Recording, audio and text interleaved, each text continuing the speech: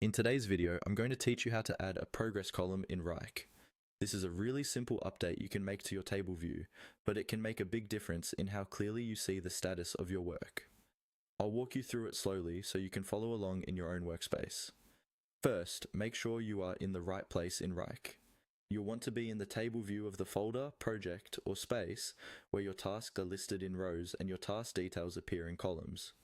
If you're not seeing that spreadsheet style layout, switch your view to table before continuing. Once you're in the table view, look toward the right side of your column headers. You should see a small plus icon. This is the control you use to add new columns. Move your mouse over that area and click the plus sign. When you click it, Wrike will open a menu that lists different column options you can show or hide. This menu contains many fields such as dates, assignees, custom fields, and more. What we're looking for here is the option labeled Progress. It may be mixed in with other standard fields, so scroll through the list if you don't see it right away.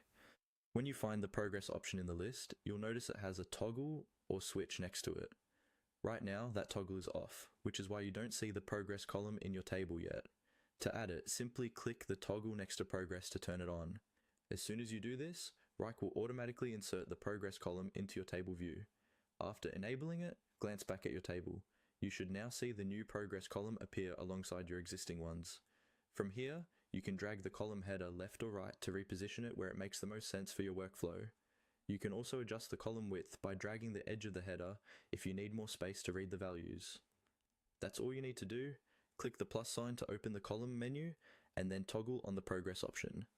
Once it's enabled, you'll have a clear visual way to track how far along each task is directly from your table view in Wrike.